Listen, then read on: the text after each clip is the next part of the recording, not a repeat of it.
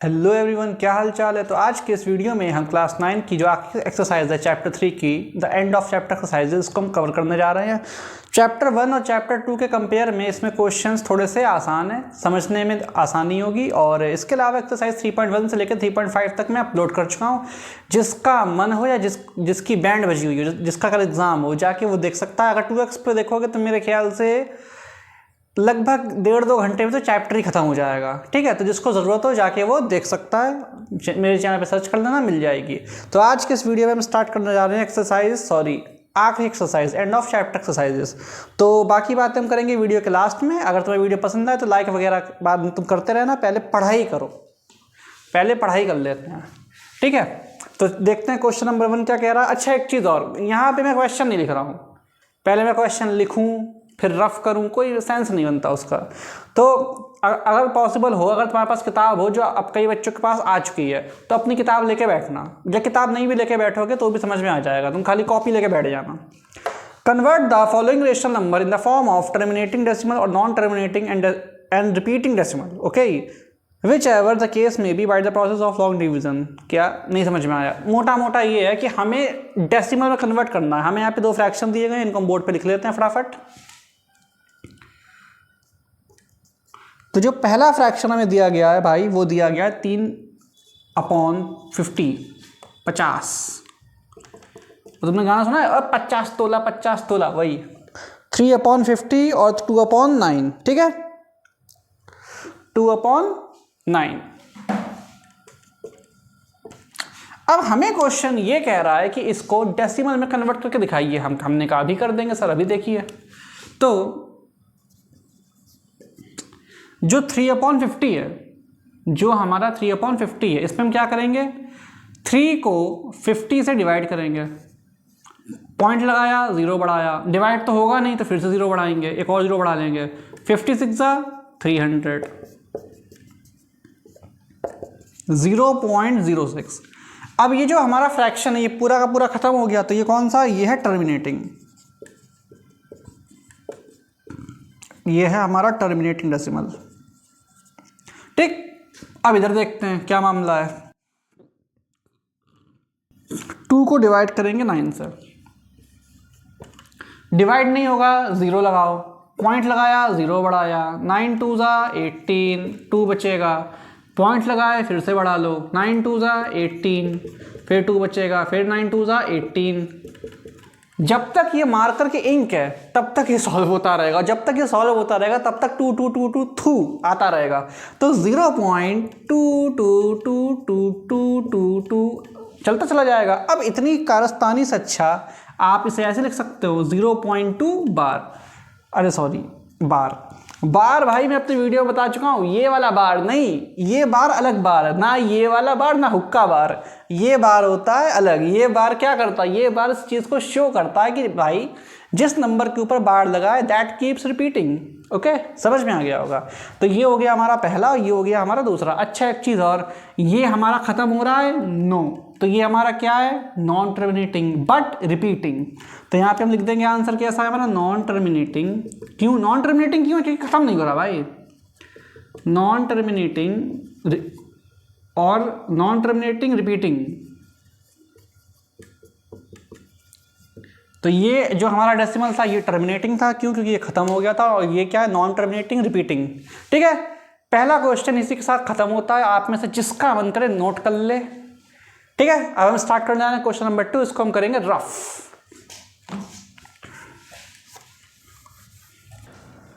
तो स्टार्ट करने जा रहे हैं क्वेश्चन नंबर 2।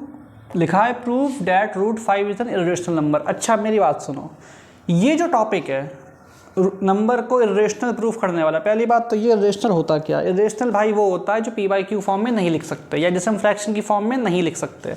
इससे ज़्यादा तुम्हें जानने की ज़रूरत नहीं है, इतने में खुश रहो।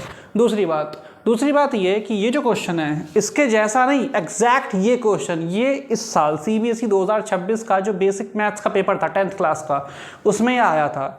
अब जब तुम 10th क्लास में जाओगे तो चैप्टर 1 में तुम्हें ये पढ़ना पड़ेगा दोबारा। और ये अच्छी बात है कि तुम ये यहीं सीख लेते हो, क्योंकि भाई ये बहुत इंपॉर्टेंट है। और 10th के बोर्ड में इसका एक क्वेश्चन आता ही आता है, नो डाउट। ठीक है, 10th के बोर्ड में इसका क्वेश्चन आता ही आता है और ये सीखना बहुत ज़रूरी है। और ये क्वेश्चन अगर तुमने सीख लिया तो समझ जाओ 5 नंबर तुम्हारे एग्जाम में पक्के हो गए अभी 9th के पेपर में, चाहे हाफ ईयरली हो, चाहे फाइनल हो, चाहे कुछ हो, ये एग्जाम में आना ही आना है, ध्यान से देखना।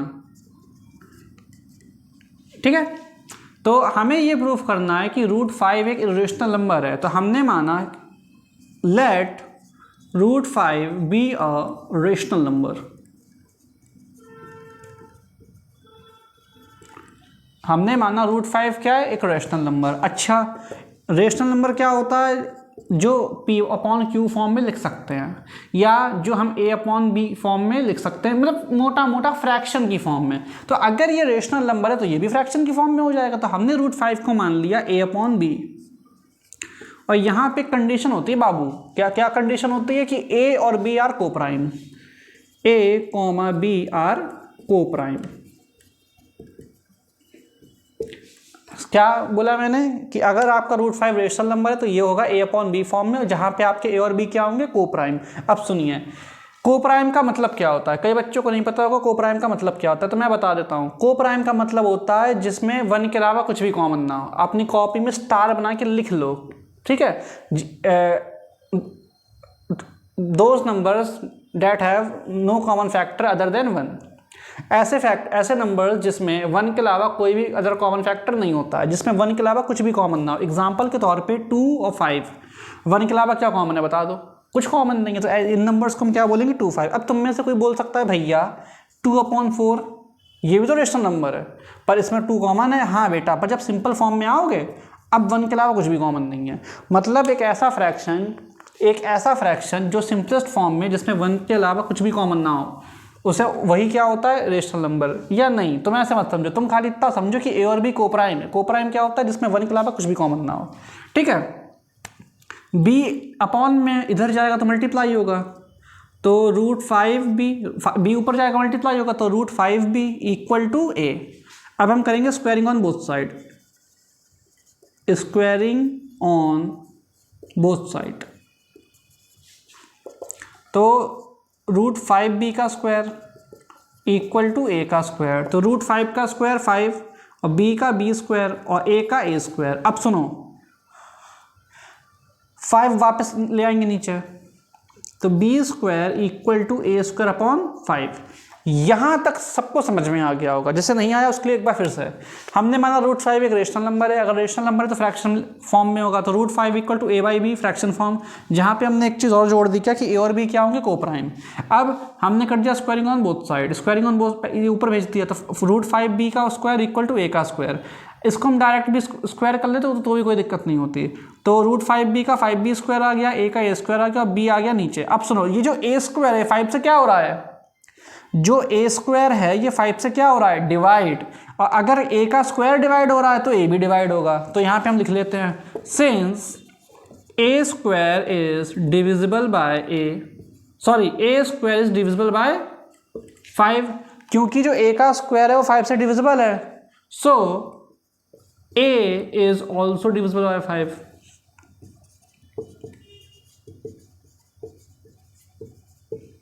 अगर A का स्क्वायर 5 से डिवाइड हो रहा है तो A भी डिवाइड होगा ही होगा, समझ गए।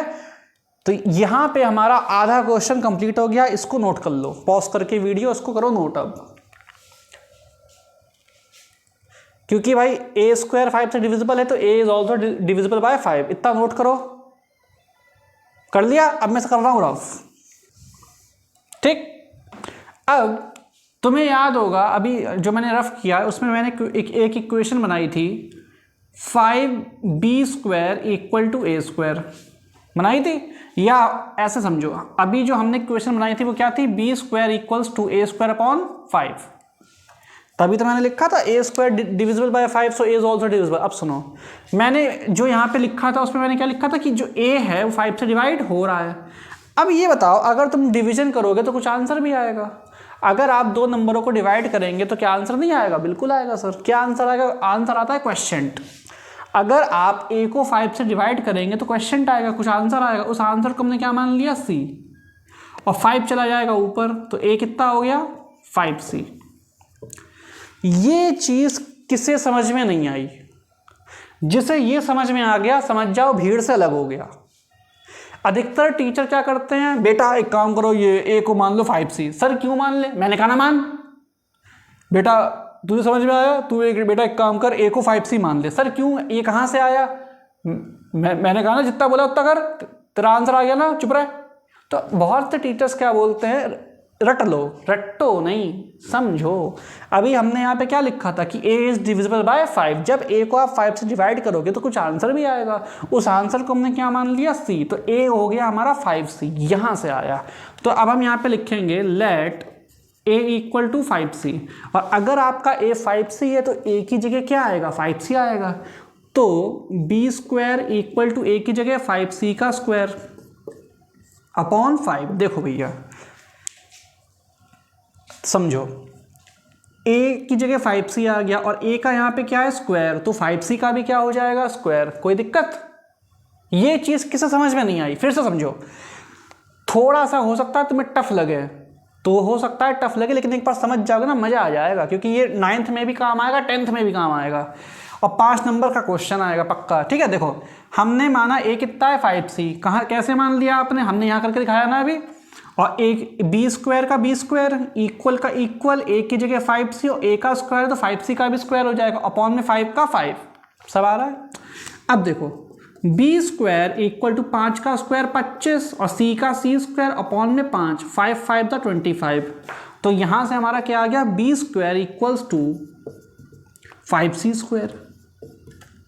भैया ये तो देखा देखा लग रहा है, ये तो जो क्वेश्चन पहले ऊपर बनाई थी वैसा लग रहा है। हाँ वही चीज़ है। अब 5 इसमें क्या हो रहा है, मल्टीप्लाई, इधर नीचे आएगा तो क्या होगा, डिवाइड।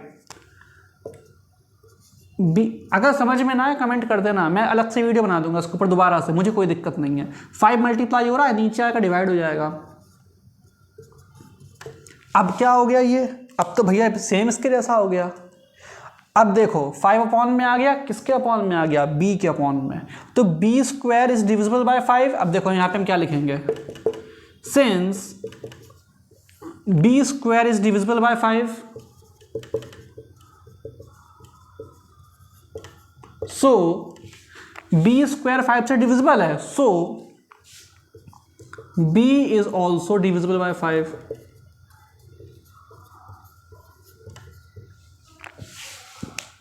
समझ आया, सॉरी समझ आया, आ गया होगा। क्योंकि b का स्क्वायर 5 से डिवाइड हो रहा है, इसीलिए b भी क्या होगा, डिवाइड। अब मैं चाहता हूं आप लोग वीडियो पॉज करके उसको नोट कर लें। क्वेश्चन लंबा है लेकिन कठिन नहीं है।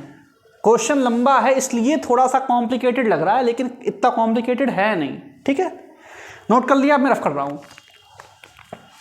अब सुनो, क्वेश्चन का जो पहला पार्ट था उसमें हमने क्या प्रूफ किया कि a इज डिविजिबल बाय 5, और सेकंड वाले पार्ट में हमने क्या प्रूफ किया कि b इज डिविजिबल बाय 5। तो सुनो, सिंस a एंड b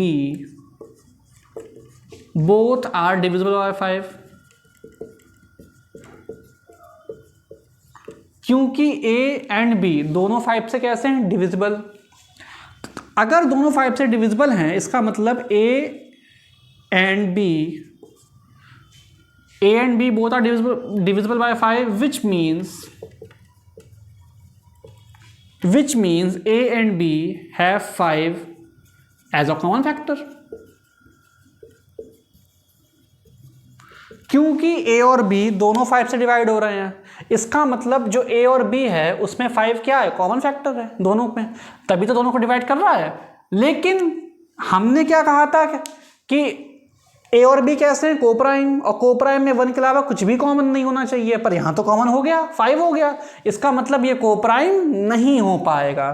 फिर से बता देता हूं, हमने जब क्वेश्चन स्टार्ट किया था तो हमने ये पढ़ा था, आप अपनी कॉपी में देखिए अगर आपने लिखा हो कि √5 equals to a upon b, और ब्रैकेट में हमने लिखा था a और b क्या है, कोप्राइम। कोप्राइम का मतलब जिसमें 1 के अलावा कुछ भी कॉमन ना हो, पर यहाँ तो 1 के अलावा 5 कॉमन हो रहा है। इसका मतलब ये हुआ कि 5 यहाँ पे कॉमन फैक्टर है, तो which means a and b are not coprime, so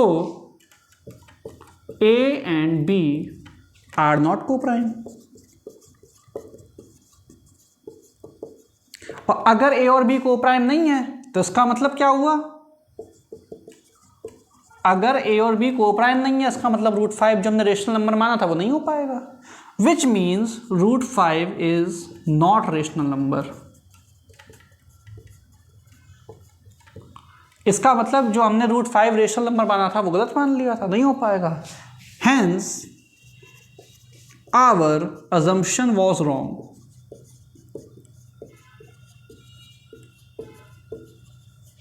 इसका मतलब जो हमने शुरू में माना था, assumption का मतलब क्या होता है, जो हमने माना था। hence our assumption was wrong, जो हमने माना था वो गलत है, and √5 is irrational।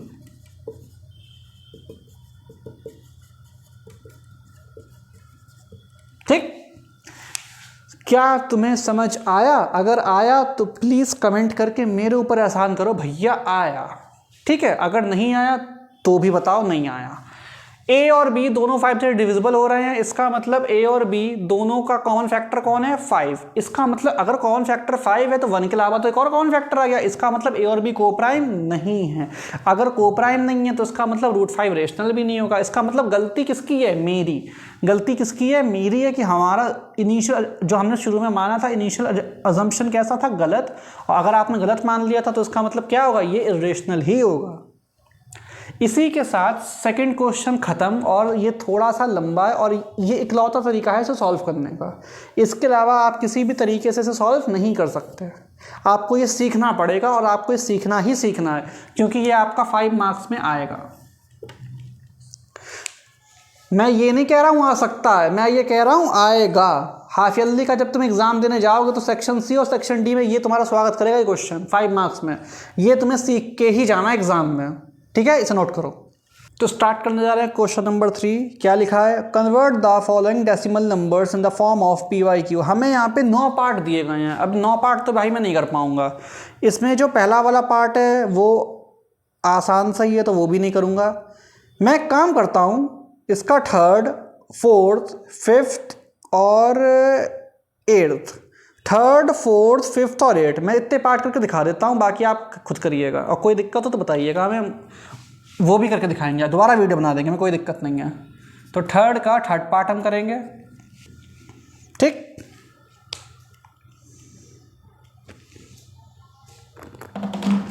तो हम स्टार्ट करने जा रहे हैं। अब देखेंगे, सबसे पहले हम करेंगे 3rd वाला। मैं 4 पार्ट मैं कर दूंगा, बाकी आप खुद से करिएगा, क्योंकि 9 के 9 पार्ट करेंगे तो भाई वीडियो लंबी भी होगी और बोरिंग भी होगी। अब देखो, हमने माना ये जो हमारा 3.052 बार है, सबने क्या सपोज कर लिया? x, let x equals to 3.052। और अगर तुम ये वीडियो देख रहे हो तो मैं ये तुम्हें ऐसे समझाऊंगा कि तुम्हें इस वीडियो के बाद किसी और का वीडियो देखने की ज़रूरत नहीं पड़ेगी, ठीक है? देखो, हमारा पॉइंट कहाँ है? यहाँ पे। अब सुनो, हमें ये जो पॉइंट है हमें इस तरीके से शिफ्ट करना है कि बार से जस्ट पहले आ जाए। फिर से देखो, मैं तुम्हें एक मूल मंत्र बता रहा हूँ ये क्वेश्चन समझने का, ठीक है? ये मेरी अपनी ट्रिक है, ये मेरा खुद का ट्रिक है। मैं खुद ऐसे करता हूँ, मैं बताता भी ऐसा ही हूँ। ये बच्चे कंफ्यूज हो जाते हैं कि भैया 10 से मल्टीप्लाई होगा, 100 से होगा, 1000 से होगा। आपको कुछ नहीं करना है, आपको बार से जस्ट पहले 5 से जस्ट पहले अपना पॉइंट लाना है। अगर हम 10 से मल्टीप्लाई करेंगे तो पॉइंट यहाँ पे आ जाएगा, तो हम चुपचाप लिख लेंगे multiply both sides by 10, 10 into x 10x, और ये पॉइंट 10 से मल्टीप्लाई करेंगे तो ये पॉइंट उठ के इधर आ जाएगा, तो 30.52 बार। ये हो गई हमारी क्वेश्चन नंबर 1। आसान था क्या मुश्किल था? अब सुनो, अब ये जो हमारी इक्वेशन है इसे अब हम इसे फिर से मल्टीप्लाई करेंगे। अब किससे मल्टीप्लाई करेंगे? अब इसे मल्टीप्लाई करेंगे 1000 से। पहले हमने मल्टीप्लाई किया 10 से, ताकि जो हमारा पॉइंट है वो बार से जस्ट पहले आ जाए, अब बार के जस्ट बाद में आ जाए। 1 2 3 यहाँ पे हमें पॉइंट चाहिए, और 3 के लिए 3 डेसिमल प्लेसेस के लिए हम किससे मल्टीप्लाई करेंगे? 3 0 किस में होते हैं? 1000 में। तो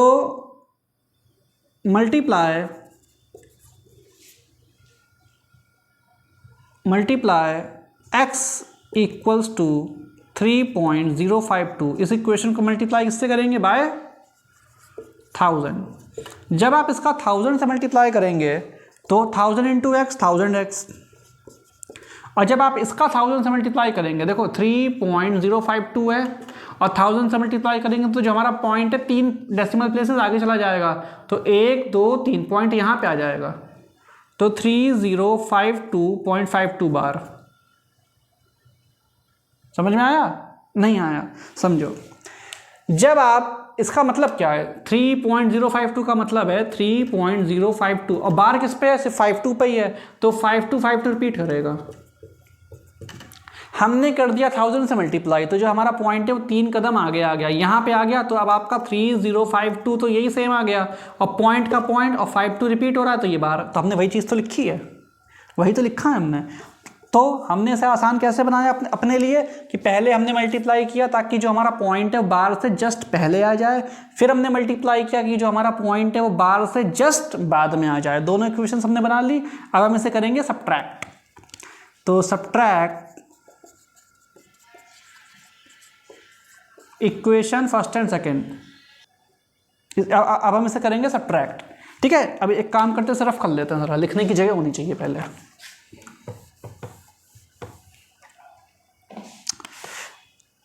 इसे और इसे सब्ट्रैक्ट कर रहे हैं, तो 1000x में से 10x माइनस करेंगे,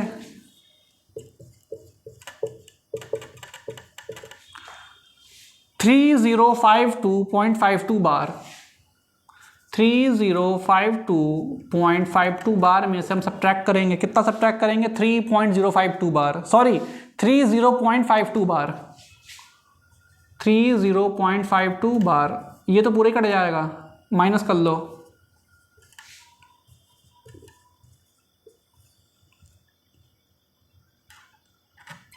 यहाँ पे हमारा आएगा 990x। ठीक, तो अब 990x में क्या हो रहा है, मल्टीप्लाई, नीचे जाएगा तो क्या होगा, डिवाइड, तो x आ जाएगा 3022/990। ये आ गई हमारी p/q फॉर्म। ठीक है, तो ये था हमारा डेसिमल और ये आ गई हमारी p/q फॉर्म। सबको समझ आ गया होगा? एक बार पॉज कर लो और नोट कर लो जिसका मन हो। ठीक है, पहले हमने 10 से मल्टीप्लाई किया ताकि जो हमारा पॉइंट है वो बार से जस्ट पहले आ जाए, फिर हमने 1000 से किया ताकि जो हमारा पॉइंट है वो जस्ट बाद में आ जाए। दोनों को मल्टीप्लाई, सॉरी दोनों को हमने सब्ट्रैक्ट कर दिया, बस सब्ट्रैक्ट कर दिया और ये अपॉन में आ गया, कुछ भी नहीं किया हमने। आसान सा है। ऐसा एक क्वेश्चन 2 मार्क्स का ज़रूर आएगा एग्जाम में, जिसका मैंने नोट कर लो, मैं रफ कर रहा हूँ। अब हम करने जा रहे हैं इसका फोर्थ पार्ट। लेट एक्स, ये वाला 1.235 बार, वो मैं थोड़ा सा ना डायरेक्ट करूँगा इस बार, तो मल्टीप्लाई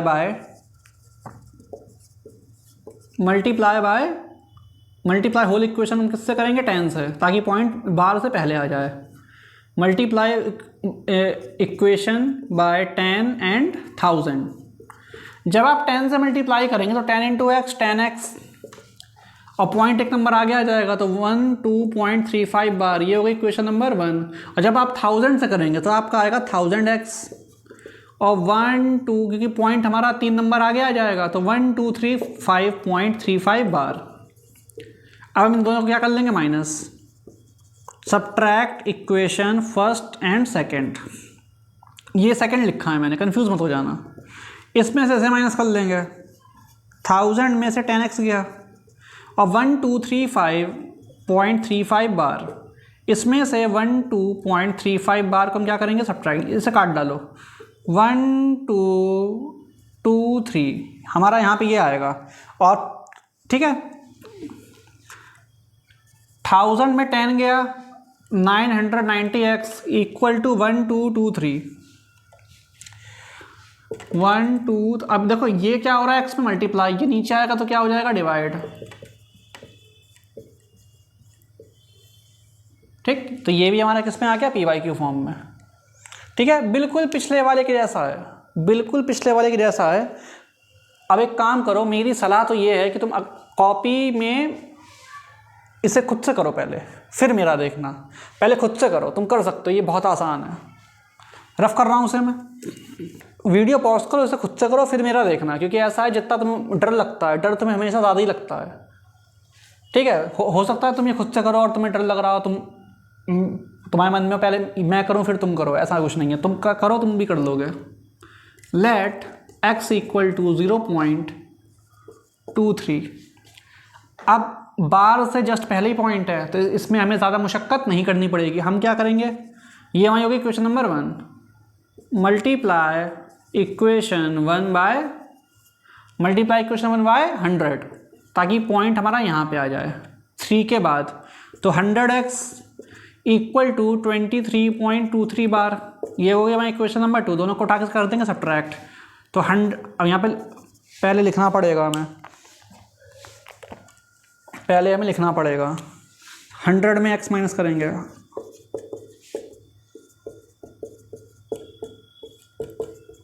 ठीक। 100 में 1x चला गया 99x, और जब इसको माइनस करेंगे तो हमारा 23 आएगा। तो x इक्वल टू 23/99, ठीक। x हमारा कितना आ गया 23/99। तो ये हो गया हमारा p/q फॉर्म में, p/q फॉर्म में। यही पूछा गया क्वेश्चन में। देखा कितना सिंपल सा था। 1 2 3 4 5 स्टेप में हो गया, मात्र 5 लाइनों का क्वेश्चन था ये। और शर्म की बात क्या है कि ये भी कई बच्चे छोड़ जाएंगे एग्जाम में। नोट हो गया, रफ कर रहा हूँ। 3.125 ये लास्ट वाला है, मतलब लास्ट वाला तो नहीं है, मैं लास्ट बता रहा हूँ ये। Let x equal to 3.125 bar. Video भाई मुझे पता है थोड़ी लंबी हो रही है, लेकिन यार मैं समझा के ही मानूंगा तुम्हें। तुम आओ वीडियो देखो, उसके बाद तुम्हें किसी और का वीडियो देखना पड़े, कोई मतलब नहीं है। अब देखो, हमें पहले मल्टीप्लाई करेंगे 100 से। 100 से क्यों मल्टीप्लाई करेंगे, ताकि 0.2 डेसिमल प्लेसेस आगे आ जाए और बार से जस्ट पहले आ जाए। तो मल्टीप्लाई होल इक्वेशन बाय 100। तो 100 इंटू x 100x और 312.5 बार, ये हो गया इक्वेशन नंबर 1, ठीक।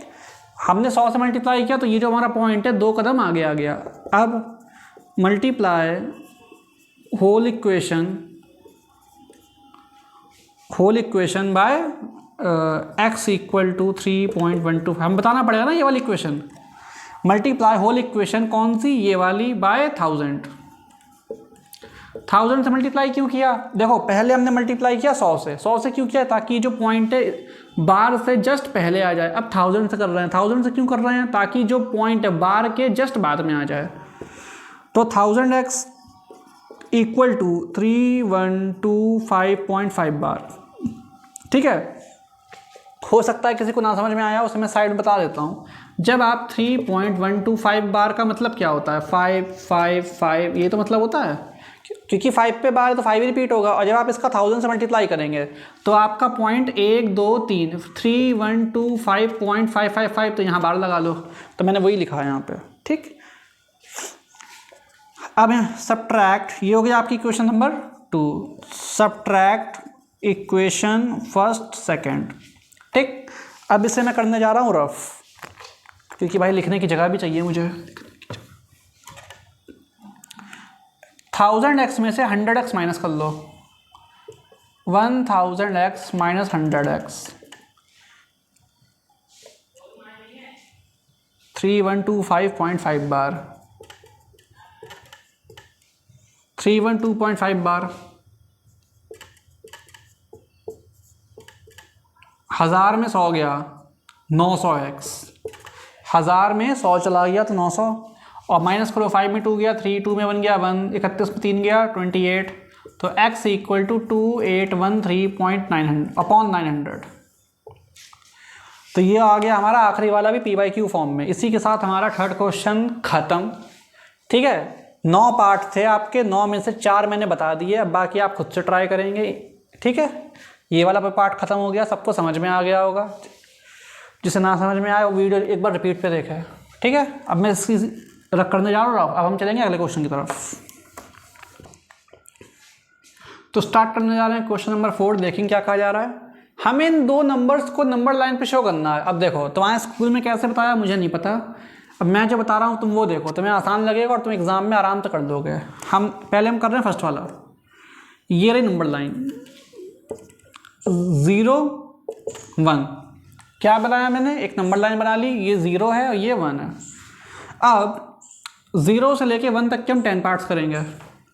1 2 3 4 5 6 7 8 9। अब तुम कहोगे भैया 10 पार्ट्स कहाँ हैं भाई? 10 ही है, गिनो 1 2 3 4 5 6 7 8 9 10।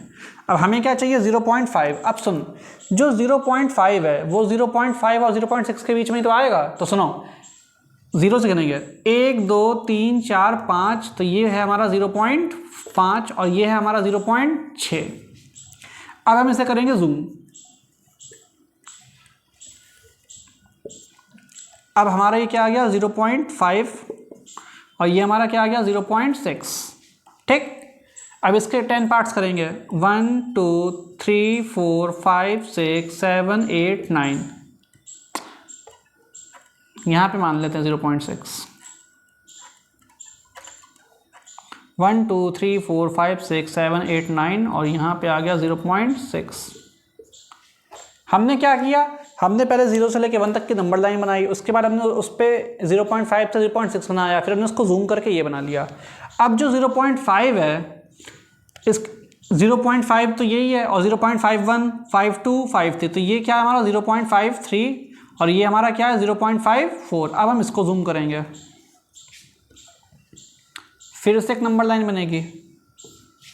तो शुरू में हमारा क्या आएगा? 0.53 और बाद में हमारा क्या आएगा? 0.54।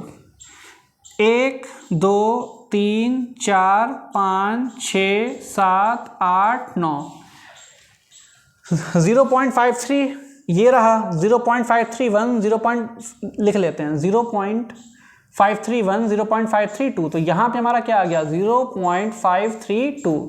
चिड़िया की आवाज़ आ रही है, उसके लिए मैं अत्यंत माफ़ी चाहता हूँ, उसे मार नहीं सकता मैं। तो 0.532, ठीक है। तो ये हो गया हमारा आंसर। अब तुम कहोगे भैया ये क्या इंस्टेंट बता रहे हो, ऐसे तो कोई नहीं पढ़ाता। सुन बेटा, जब मैं खुद 9th क्लास में था तब भी ये टॉपिक 9th में था, उसके बाद डिलीट हो गया था, अब फिर से आ गया है। तो हम जब 9th में पढ़ते थे तब हमें तो ऐसे ही बताया गया था। और ये मैं ये नहीं कह रहा ये मेरा मेथड है, ये एनसीईआरटी का ही मेथड है। इससे पहले जब ये क्वेश्चन एनसीईआरटी में थे तो एनसीईआरटी वाले ने खुद ऐसे ही बताया था।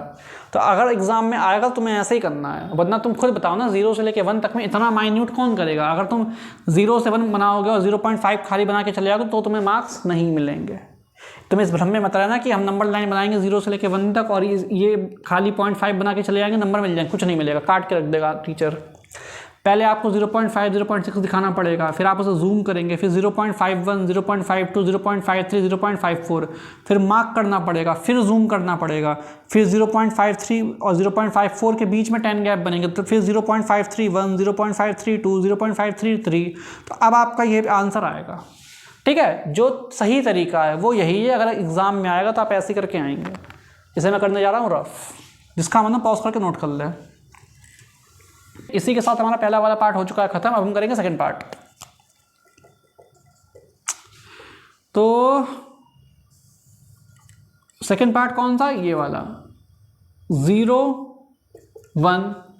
इसके हम करेंगे 10 हिस्से, 1 2 3 4 5 6 7 8 9 और ये आ गया हमारा 1। नंबर लाइन छोटी कर लेते हैं, थोड़ी नंबर लाइन छोटी कर लेते हैं, शॉर्टेज हो गई भाई नंबर लाइन की, ठीक है। अब 1, अरे यार थोड़ी गलती हो गई, 1.1 है तो हम ये बनाएंगे 1 और 2 के बीच में। समझना, जो हमारा 1.15 है वो 1 और 2 के बीच में आएगा, तो यहाँ पे हम क्या मान लेंगे 1 और यहाँ पे हम क्या मान लेंगे 2। अब ये हमारा क्या है 1.1, ये क्या है 1.2, ये क्या है 1.3 1.4 1.5 1.6 1.7 1.8 1.9 और 2। नंबर लाइन ऐसी बनती है, ठीक है। हमें क्या चाहिए? हमें चाहिए 1.15। अब जो तुम्हारा 1.15 है वो समझना, जो तुम्हारा ये है वो तुम्हारा 1.10 और 1.20 के तो बीच में आएगा, नहीं आया। मतलब 1.10 या फिर 1.1 और 1.20 या फिर 1.2 अब आया, तो इन दोनों के बीच में आएगा। तो अब हम जूम किसे करेंगे? इन दोनों को। ये आ गया 1.1, ये आ गया 1.2। अब इसके 10 गैप करेंगे, 1 2 3 4 5 6 7 8 9। तो ये आ गया 1.11, ये आ गया 1.12, ये आ गया 1.13। समझ रहे हो ना? पूरा नहीं लिख पाऊंगा मैं। अब सुनो, हमें क्या चाहिए 1.15, तो 13 के बाद 1.14, 1.15, ये आ गया हमारा 1.15। काफिले चलना है भाई बाहर।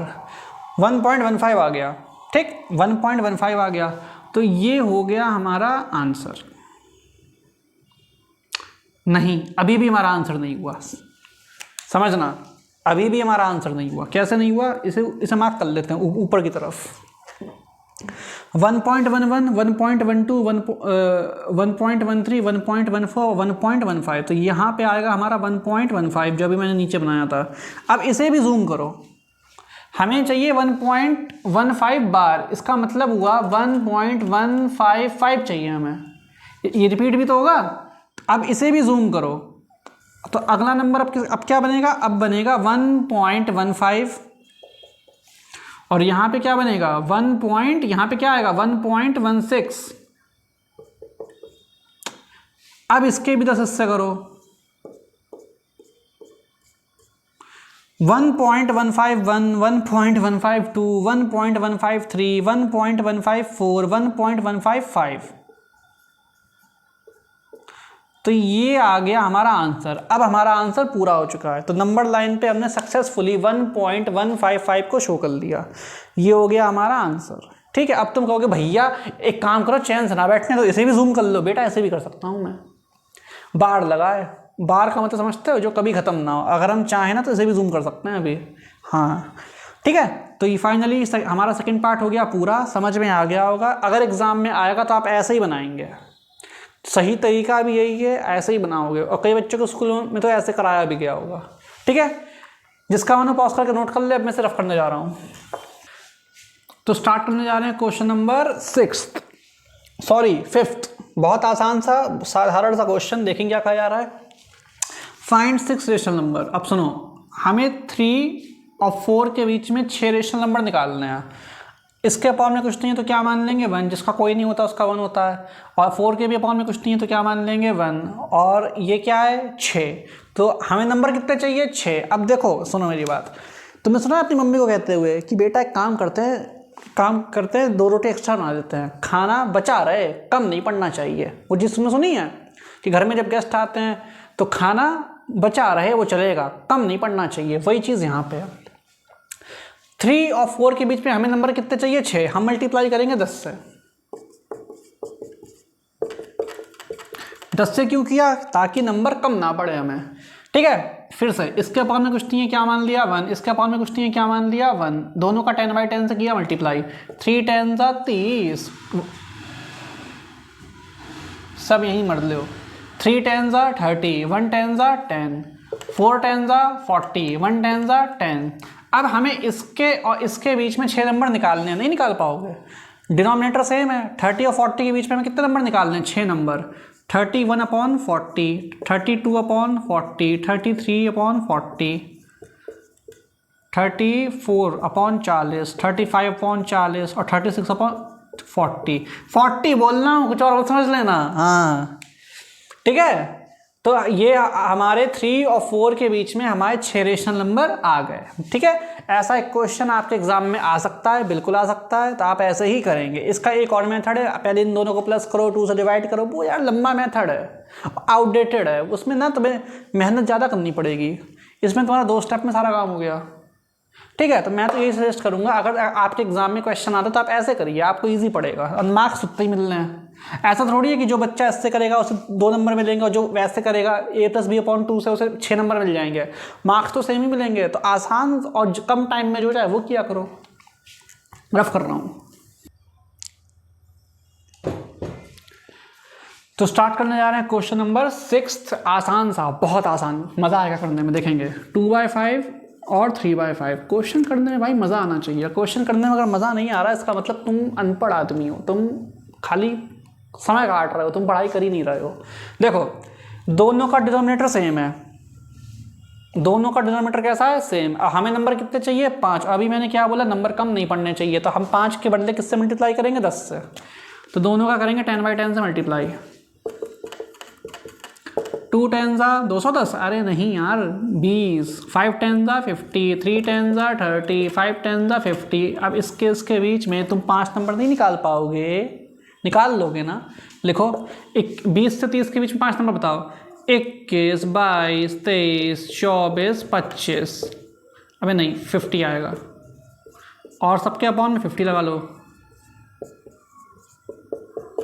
ठीक, कितना आसान था।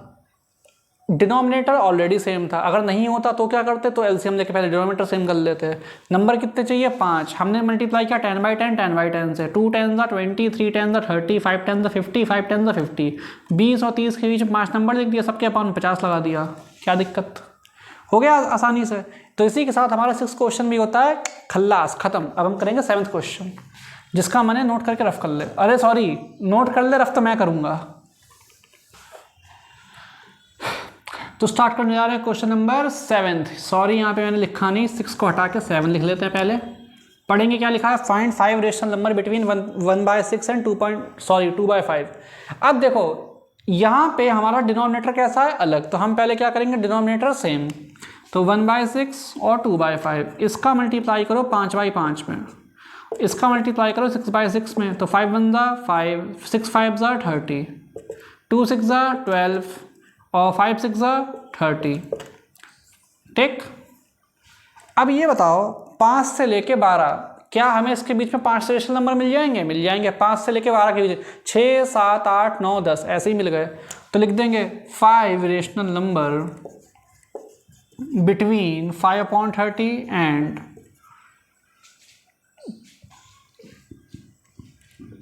12/30 आर।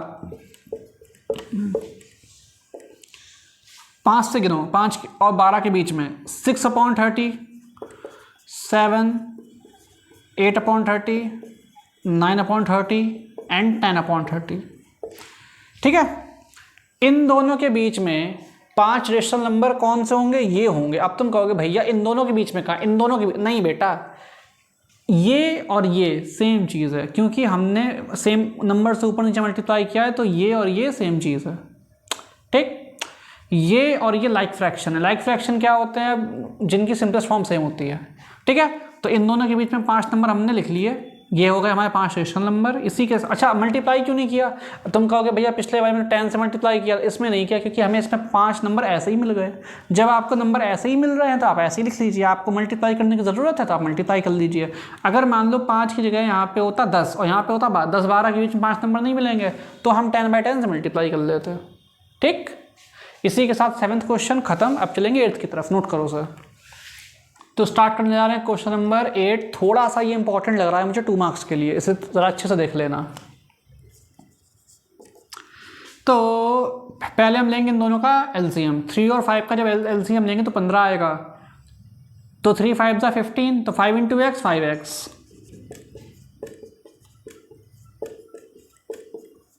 फिर से एलसीएम लेंगे 15 आएगा। 3 5 15, 5 × x 5x और 5 3 15, तो x × 3 3x अपॉन 3 5 15। ठीक, 3 5 15। अब देखो इसके भी अपॉन में 15 है और इसके भी अपॉन में 15 है, तो दोनों 15 कट जाएंगे। 5x + 3x 8x = 16। अब 8x में क्या हो रहा है, मल्टीप्लाई, इधर नीचे आएगा तो क्या होगा, डिवाइड। फिर से 8x में क्या हो रहा है, मल्टीप्लाई, नीचे आएगा तो क्या होगा, डिवाइड। तो x = 16/8, 8 2 16। तो हमारी x की वैल्यू कितनी आ गई, 2। इसी के साथ 8th क्वेश्चन खल्लास। समझ में आ गया होगा, ये तो दोबारा समझाने लायक नहीं है, बहुत आसान था, रफ कर रहा हूँ मैं। जिसको मन करे पॉज करके नोट कर ले। अब हम स्टार्ट करने जा रहे हैं क्वेश्चन नंबर 9। देखेंगे क्या कहा जा रहा है। Let a and b non zero rational number such that a + 1/b = 0। हमें यहाँ पे बोला गया है कि a और b 2 non zero rational number हैं। ठीक है, बुक में बोला गया है कि जो a और b हैं वो 2 नॉन ज़ीरो रेशनल नंबर हैं। सच डैट हमें कंडीशन भी दी गई है कि a + 1/b।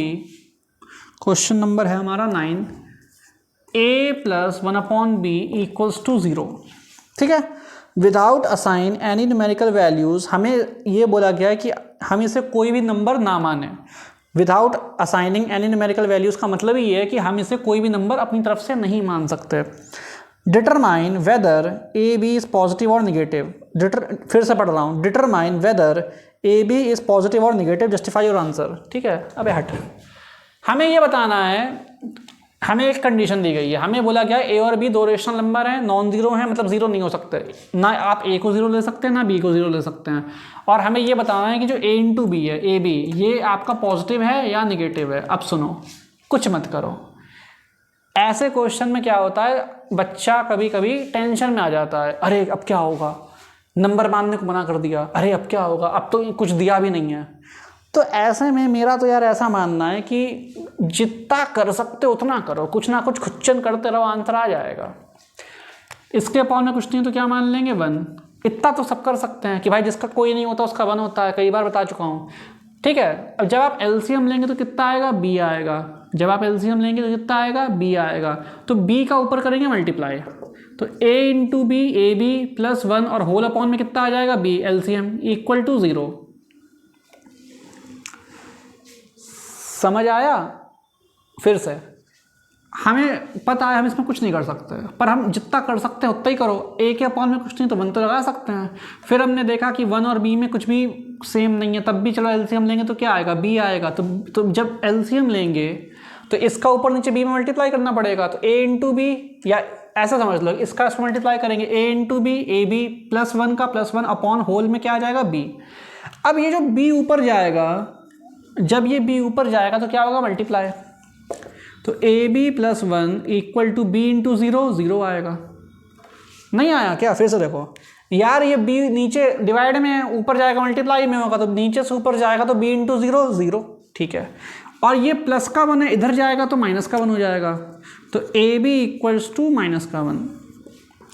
प्लस का 1 था, इधर गया तो 0 में से 1 गया, ए बी इक्वल टू -1। तो हमारा आंसर किसका आ गया, नेगेटिव। तो क्वेश्चन में क्या पूछा है, क्वेश्चन में यही पूछा गया कि ए बी आपका पॉजिटिव है नेगेटिव, तो हम लिख देंगे ए बी इज हमारी जिंदगी की तरह नेगेटिव। सॉरी गलती हो गई, पर्सनल हो गया, लेकिन ए बी इज नेगेटिव। तो यहीं पे हमारा आंसर खत्म, 9th क्वेश्चन खत्म। अच्छा, ये क्वेश्चन आपका एग्जाम में आएगा, अब तो कहोगे भैया कौन देगा ये क्वेश्चन, छोटा सा क्वेश्चन कौन देगा।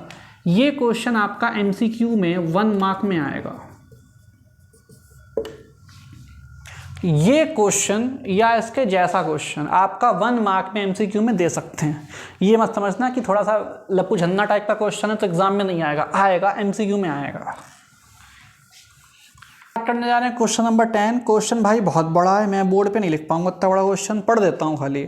Rational number has a terminating decimal expansion. एक कोई रेशनल नंबर है जिसमें टर्मिनेटिंग डेसिमल एक्सपेंशन है, ठीक है, तो क्या करें, whose last non zero digit occurs in the 4th decimal place, show that such a number can be written in the form p upon 10 की पावर 4। देखो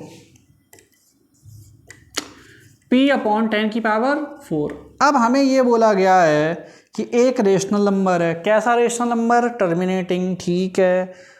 उसको जब आप डेसिमल में एक्सपेंशन करेंगे तो उसका जो मतलब वो पॉइंट के बाद 4 डिजिट तक लगेगा, ऐसा नहीं 0.0003 मान लो, चलो, तो ये हमारा पॉइंट के बाद 4th डेसिमल प्लेस में आ रहा है। तो ऐसा एक फ्रैक्शन है जिसका decimal expansion 4th decimal place तक आ रहा है।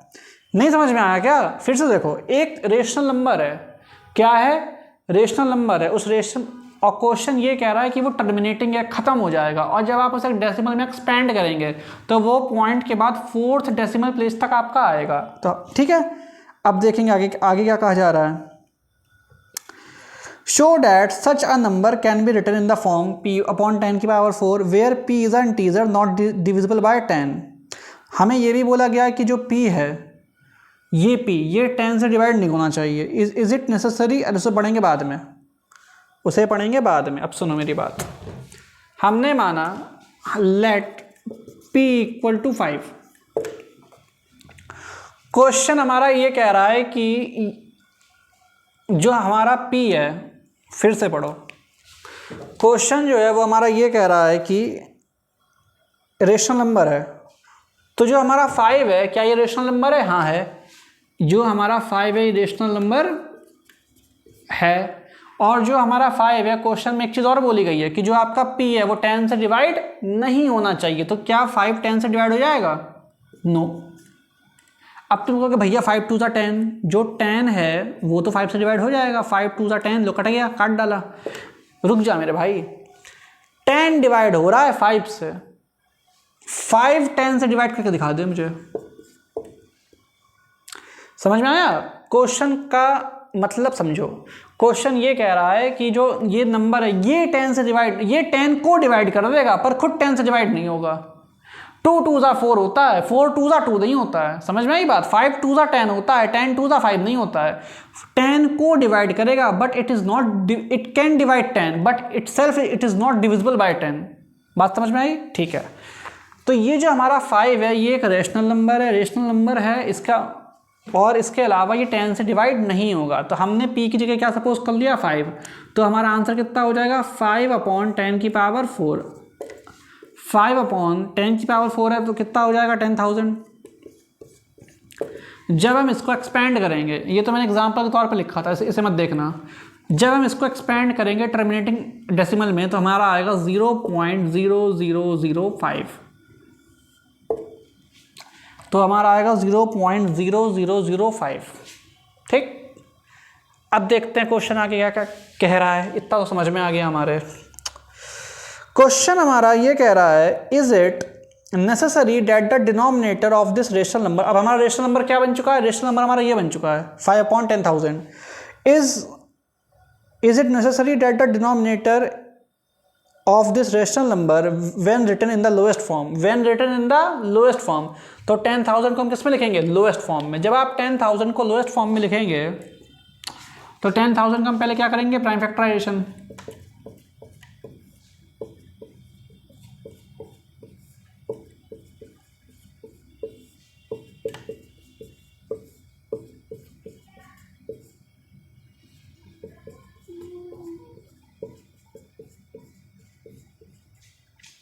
चार 2 और 4 5, तो 5/10,000। तो 10,000 को हम क्या लिखेंगे? 2 की पावर 4, क्योंकि यहाँ पे 4/2 आ रहा है, 4/5 आ रहा है, तो 2 की पावर 4, 5 की भी पावर 4। तो ये हो गई हमारी 10,000 की लोएस्ट फॉर्म। अब देखें आगे आगे क्या कह रहा है। बोल बेटा बोल, तेरी सुन लें पहले। तो क्वेश्चन ये कह रहा है is it necessary that the denominator when written in lowest form, ये लोएस्ट फॉर्म में आ गया, इज डिविजिबल बाय 2 की पावर 4 और 5 की पावर 4,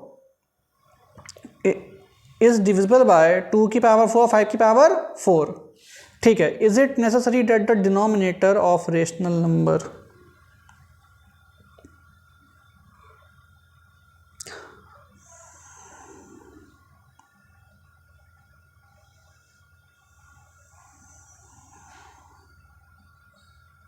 ठीक है।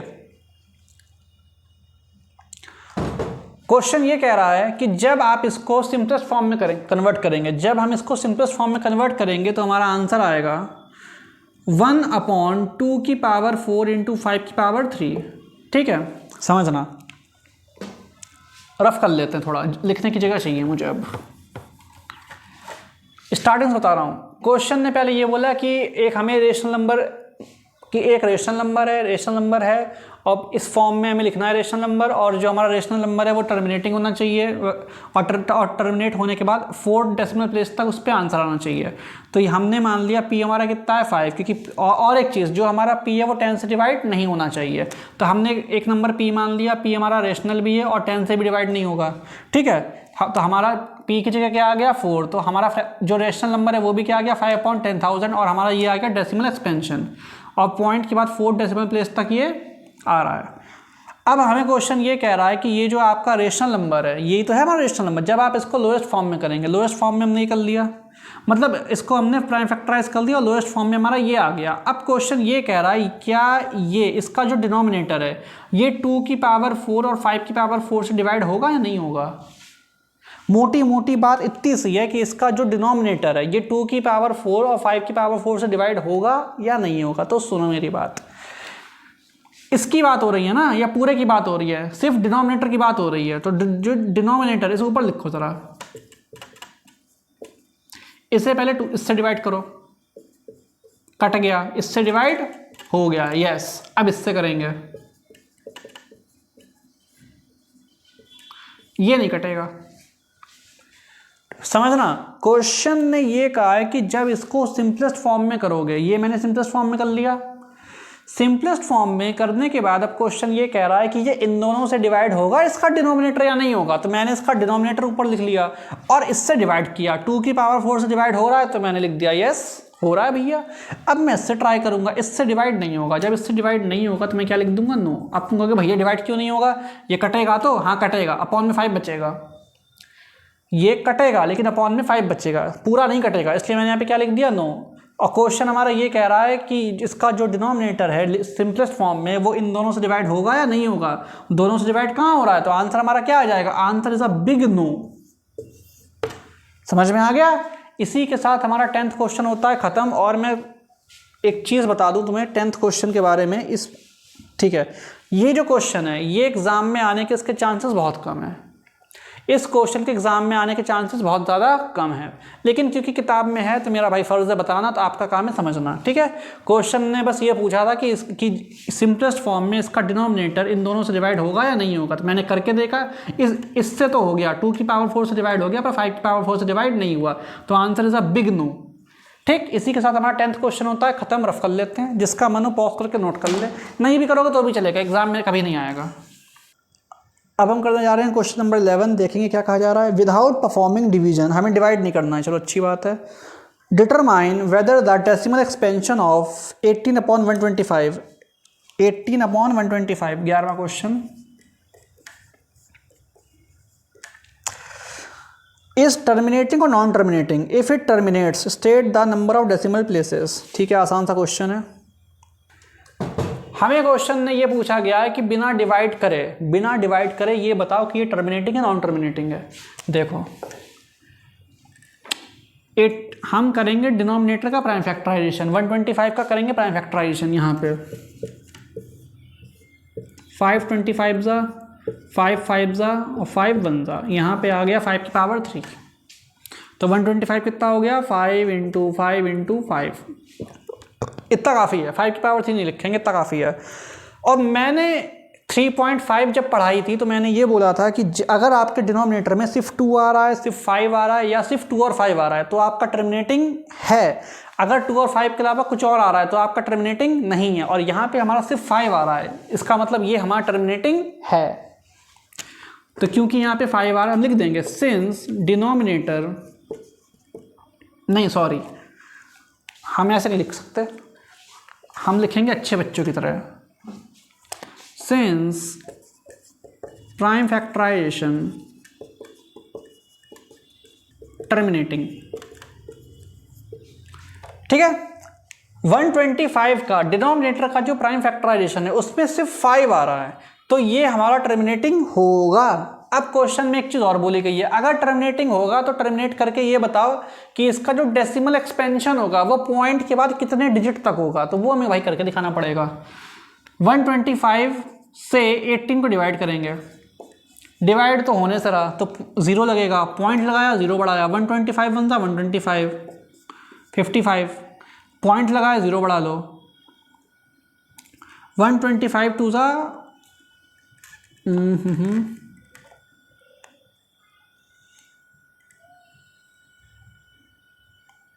125 4 सा 500, कितना बचेगा 50, पॉइंट ऑलरेडी लगाए 0 बढ़ा लो, समझ में आया, पॉइंट ऑलरेडी लगाए तो क्या बढ़ा लेंगे 0, तो हमारा कितना बचेगा 50, और 125 4 सा फिर से क्या आ जाएगा 500, तो हमारा ये आ गया आंसर 0.144।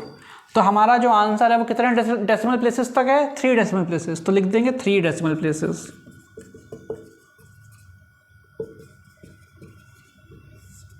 ठीक, तो जो हमारा आंसर है वो कैसा है, टर्मिनेटिंग है। क्वेश्चन ये कह रहा है टर्मिनेटिंग है, तो करके बताइए कितने डिजिट तक टर्मिनेटिंग होगा, मतलब कितने डेसिमल प्लेसेस तक एक्सपेंशन होगा। तो हमने सॉल्व करके बता दिया कि 3 डेसिमल प्लेसेस तक हमारा जो डेसिमल है वो एक्सपेंड होगा। ठीक है, इसी के साथ हमारा 11th क्वेश्चन भी होता है खत्म। जिसका मन करे पॉज करें, नोट करें। ठीक है, अब हम स्टार्ट करने जा रहे हैं क्वेश्चन नंबर 12। देखेंगे क्या कहा जा रहा है। अ rational number in its lowest form has a denominator. एक कोई रेशनल नंबर है तो रेशनल नंबर है तो किस फॉर्म में होगा लिख लेते हैं। क्वेश्चन नंबर कौन सा है, क्वेश्चन नंबर है हमारा 12। अगर रेशनल नंबर है तो p/q फॉर्म में होगा, और अगर p/q फॉर्म में होगा तो उसका डिनोमिनेटर है लोएस्ट फॉर्म में, वो क्या है 2⁵ × 5। p में कुछ नहीं दिया है तो p में 1 मान लेते हैं, या चलो p को p मान लो, p को p मान लो, और डिनोमिनेटर है लोएस्ट फॉर्म में, उसे क्या माना है हमने 2⁵ × 5। ठीक, 2⁵ × 5। How many decimal places will it's decimal expansion have.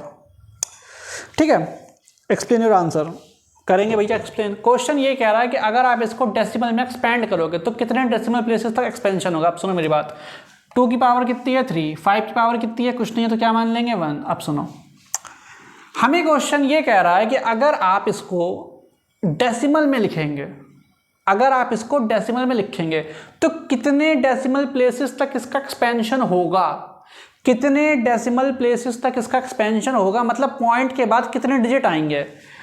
2 की पावर की डिनोमिनेटर में देखेंगे, डिनोमिनेटर ये रहा, 2 की पावर कितनी है 3, 5 की पावर कितनी है 1। बड़ी वाली पावर किसकी है, बड़ी पावर तो बीजेपी की है, अरे सॉरी यहाँ पे बड़ी पावर किसकी है, यहाँ पे बड़ी पावर है 3 की।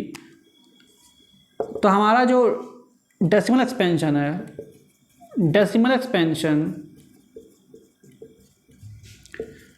Will have 3 digits. ठीक है, क्वेश्चन ये कह रहा है कि एक हमारा रेशनल नंबर है, p/q में लिख लिया रेशनल नंबर है तो, और उसका जो डिनोमिनेटर है, तो डिनोमिनेटर की जो लोएस्ट फॉर्म है उसे ये लिखा गया है। इसके p के बारे में कुछ भी नहीं बोला गया तो p को p ही मान लेते हैं, और जो डिनोमिनेटर में बुक में दिया गया लोएस्ट फॉर्म में उसे हमने मान लिया 2⁵ × 5, ये किताब में दिया हुआ है। अब हमें ये बोला गया है कि अगर आप इसे डेसिमल में लेके जाएंगे तो पॉइंट के बाद कितने डिजिट तक आपका आंसर आएगा, मतलब पॉइंट के बाद कितने डिजिट्स तक ये एक्सपेंड होगा। तो इन दोनों में से बड़ी पावर किसकी है 3 की, तो हमारा जो डेसिमल एक्सपेंशन है उसके में कितने डिजिट्स आएंगे 3 डिजिट्स आएंगे। समझ में आया, इसके बेसिस पे आपका MCQ बन सकता है। ठीक है, इसके भी बेस पे MCQ आ सकता है या वेरी शॉर्ट क्वेश्चन आ सकता है। ठीक है, डिनोमिनेटर का प्राइम फैक्टराइजेशन करते हैं, और प्राइम फैक्टराइजेशन करने के बाद जिसकी बड़ी पावर होती है 2 और 5 में से जिसकी बड़ी पावर होती है, पॉइंट के बाद उतने ही डिजिट आते हैं। ठीक है, तो decimal expansion will have 3 digits. इसी के साथ हमारा 12th क्वेश्चन होता है खत्म, नोट कर लेना। अब हम करने जा रहे हैं क्वेश्चन नंबर 13। देखेंगे क्या कहा जा रहा है। क्वेश्चन तो भाई बहुत लंबा दे दिया। Let a = 7/12। ठीक है, मैंने 10 बार कहा है बड़े क्वेश्चनों का एक ही तरीका है, पूरा क्वेश्चन पढ़ने के मत पढ़ो, जितना स्टेप बाय स्टेप पढ़ो, जितना बोलता जाओ उतना करते जाओ। लेट a = 7/12, तो हमने a कितना मान लिया 7/12, b कितना मान लिया, क्वेश्चन कह रहा है 5/6। Express both a and b in the form k1/m and k2/m। इसको हमें एक्सप्रेस करना है k1/m में, इसको हमें एक्सप्रेस करना है k2/m में। आगे देखेंगे, where k1 k2 m are integer, k1 k2 और m क्या रहेगा इंटीजर रहेगा। अच्छा, दोनों के अपॉन में m है, इसका मतलब दोनों का डिनोमिनेटर कैसा चाहिए सेम। अब सुनो, और यहाँ पे हमें एक और समस्या दी गई है, k2 - k1 6 से बड़ा होना चाहिए, k2 - k1 > 6 होना चाहिए। चलो ये भी देखते हैं। Using the same denominator m right exactly 5 distinct rational number lying between a and b। अरे हट, इतना थोड़ी पढ़ पाएंगे, जितना लिख लिया इतना करते हैं। पहले हमें यहाँ पे ये बोला गया है कि a b को k1/m k2/m की फॉर्म में लिखता है, और ऐसे लिखता है कि k2 में सिर्फ k1 माइनस करे, तो आंसर 6 से बड़ा आना चाहिए।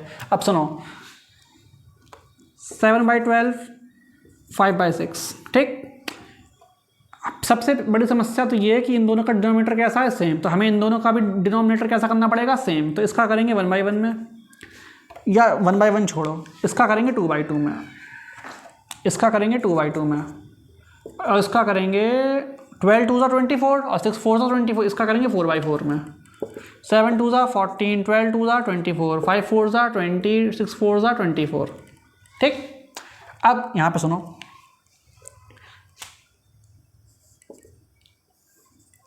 इस a को हमने किस में कन्वर्ट किया है, k1/m, तो ये हमारा क्या बन गया, k1/m, और ये हमारा क्या बन गया, k2/m। अब सुनो, दोनों के अपॉन में क्या चाहिए, m, मतलब दोनों का डिनोमिनेटर कैसा चाहिए, सेम, इसका और इसका डिनोमिनेटर कैसा है, सेम। और k2 - k1 क्या मतलब हुआ, k2 - k1, 20 में 14 गया, कितना बचा, 6, और 6 से बड़ा है नहीं, इसका मतलब अभी हम इसका मल्टीप्लाई करना पड़ेगा 10/10 में।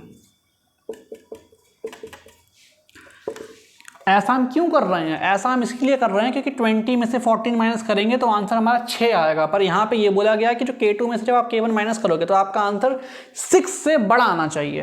तो अब हम इसका मल्टीप्लाई करेंगे 10/10 से, ताकि हमें और बड़ी वैल्यूज़ मिलें।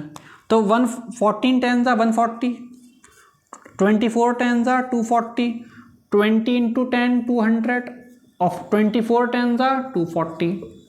अब सुनो, 200 में से 140 माइनस करो, आंसर कितना आएगा, 60। अब 6 से बड़ा है, बड़ा। अब हमारी सारी कंडीशंस पूरी हो गई। ठीक, इतना हमने कर दिया। अब हम पढ़ेंगे क्वेश्चन आगे क्या कह रहा है, क्वेश्चन की भी सुन लो। क्वेश्चन हमारा अब आगे ये कह रहा है, right 5 distinct rational number lying between a and b keeping an integer numerator. सुनो, अब क्वेश्चन हमारा ये कह रहा है कि हमें इन दोनों के बीच में 5 रेशनल नंबर लिखने हैं, ठीक है, और हमें ये भी बताना है, एक्सप्लेन वाई। हमें पहले तो ये बोला गया, right 5 rational number lying between a and b keeping an integer numerator. हमें इन दोनों के बीच में 5 रेशनल नंबर लिखने हैं। इसके अलावा explain why the condition k2 - k1 greater than n+1। Question हमारा ये भी कह रहा है कि आप हमें ये बताइए कि ये कंडीशन क्यों नेसेसरी है, ठीक है, ये कंडीशन क्यों नेसेसरी है। अब देखो, सबसे पहले हम इस पूरी कहानी को कर लेते हैं रफ। हमारे अब 2 फ्रैक्शन क्या निकल के आ गए हैं, 140/240 और 200/240। तो बाकी सब तुम क्या कर लेंगे, रफ 240, 200/240। अभी हमारे k1/m और k2/m यही बन के आ गए थे, ठीक है। अब सुनो,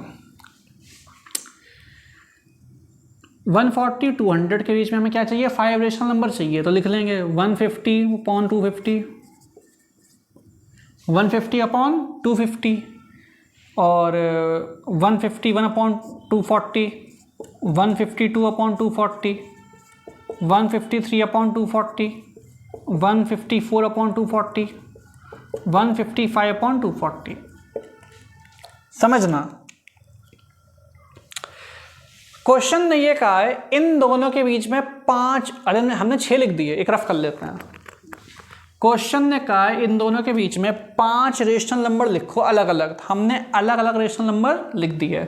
अब हमारा k2 कितना है, 200, और k1 कितना है, 140। तो k2 - k1 कितना आएगा, 200 में से 140 गया, 60। k2 - k1 200 में से 140 गया, कितना आएगा, 60। और हमने रेशनल नंबर कितने निकाले, n, तो ये हमारी n की वैल्यू कितनी हो गई, 5। 5 + 1 6। अब क्वेश्चन ये कह रहा है कि क्यों ज़रूरी है 60 6 से बड़ा हो, मतलब क्यों ज़रूरी है आपका k2 - k1। देखो मेरी बात, n का मतलब है तुम्हें रेशनल नंबर चाहिए कितने, ठीक है। देखो यार, मुझे पता है बहुत कंफ्यूजिंग है, समझोगे भाई। n का मतलब ये है, अब ये क्वेश्चन इतने अजीबोगरीब में मैंने थोड़ी बनाया है, मेरा काम तो बताना है। n का मतलब है आपके रेशनल नंबर कितने हैं। हमारे रेशनल नंबर हैं यहाँ पे, चलो 5 हैं, और 5 + 1 कितना हो गया, 6 हो गया, और हमारी इसकी वैल्यू कितनी आ रही है, 60। अब ये बहुत ज़रूरी होता है कि ये वैल्यू इससे ज़्यादा है। अगर मान लो k2 - k1 4, मतलब रेशनल नंबर हमारे कितने बीच, मतलब इन दोनों के बीच में रेशनल नंबर कितने आ रहे हैं, 4, और यहाँ पे हमें कितने चाहिए, 6। जब चाहिए 6 आ रहा है, 4 कैसे लिखोगे, क्योंकि हमें n+1 कितना है, 6, मतलब हमें यहाँ पे रेशनल नंबर कितने चाहिए, 6, और इन दोनों का डिफरेंस, मतलब इन दोनों के बीच में नंबर कितने आ रहे हैं, 60, इसीलिए हमारे रेशनल नंबर आराम से निकल रहे हैं। अभी हमारा k2 - k1 4 आ जाए, अभी फॉर एग्जांपल हमारा k2 - k1 4 आ जाए, और नंबर चाहिए हमें 6, नंबर तुम्हें चाहिए 6, और बीच में नंबर कितने, इसका मतलब होता है कि इन दोनों के बीच में कितने नंबर आ रहे हैं, और इसका मतलब यहाँ लिख देता हूँ मैं, इसका मतलब होता है नंबर चाहिए कितने, नंबर चाहिए कितने। और इसका मतलब क्या होता है कि नंबर हैं कितने।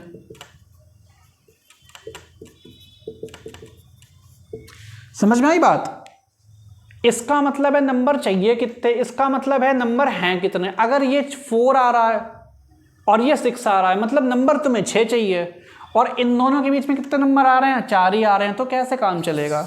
इसीलिए इन दोनों, इसकी जो माइनस करके जो वैल्यू आएगी k2 माइनस k1 की, ये इससे ज़्यादा होनी चाहिए। क्यों? ताकि हमें इनके बीच में जितने नंबर बोले गए हैं उतने नंबर हमें आराम से मिलें। समझ में आया? फिर से बता रहा हूं, इसकी वैल्यू n+1 से ज़्यादा होनी चाहिए ताकि हमें जितने नंबर चाहिए उतने नंबर हमें मिलें। अगर फॉर एग्जांपल नंबर 6 चाहिए और नंबर 5 या 4 निकल लें तो आप 6 नंबर कहाँ से लाओगे?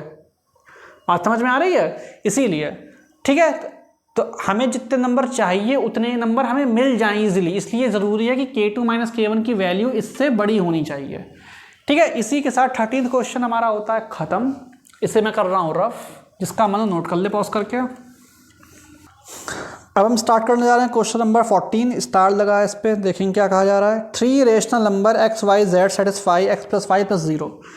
हमें 3 रेशनल नंबर दिए गए हैं x y z, और हमें ये कंडीशन दी गई है x+y+z 0 है। Question number 14, x+y+z = 0।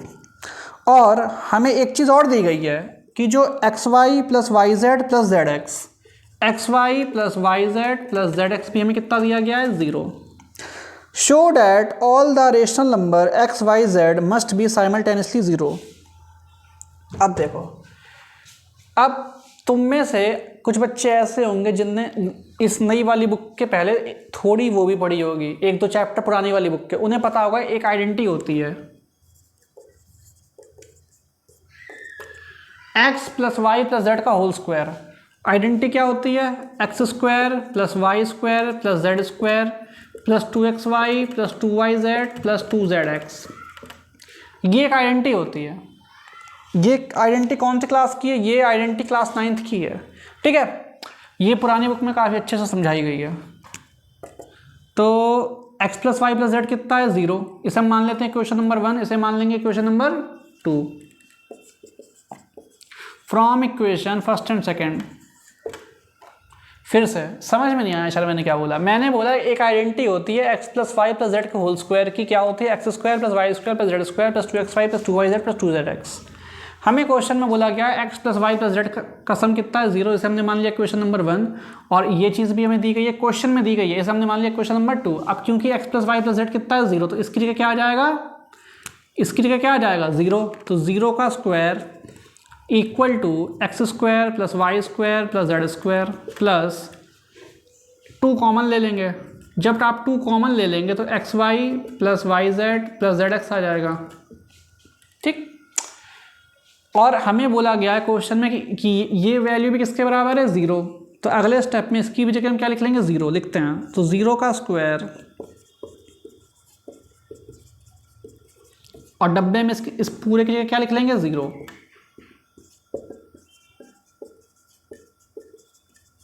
Two into 0 0। ठीक है, अब तो जब हम अगले स्टेप में जब लिखेंगे तो x² + y² + z² + 0, तो कितना आएगा, इतना ही आएगा हमारा। ठीक है, तो हमारा ये आंसर आ गया। अब क्वेश्चन ये कह रहा है, क्वेश्चन क्या कह रहा है भाई, भूल गया मैं तो। क्वेश्चन ये कह रहा है show that all the rational number. हमें क्वेश्चन ये कह रहा है जो x y z है ये हमारे सारे के सारे 0 होंगे। ठीक है, अब सुनो मेरी बात, ये तीनों नंबर कैसे हैं, स्क्वायर, और स्क्वायर हमेशा कैसा आता है, पॉजिटिव। फिर से समझना मैं क्या कह रहा हूँ, ये तीनों नंबर कैसे हैं, स्क्वायर, और स्क्वायर की जो वैल्यू होती है वो हमेशा कैसी होती है, कैसी होती है, पॉजिटिव। यहाँ पे सिर्फ एक पॉसिबिलिटी है, ये इन तीनों का सम 0 सिर्फ तब हो सकता है जब ये तीनों के तीनों 0 हों, इसके अलावा कोई चांस है ही नहीं। ठीक है, लिख देंगे x² + y² + z² equal to 0 if x, y, z are all zeros।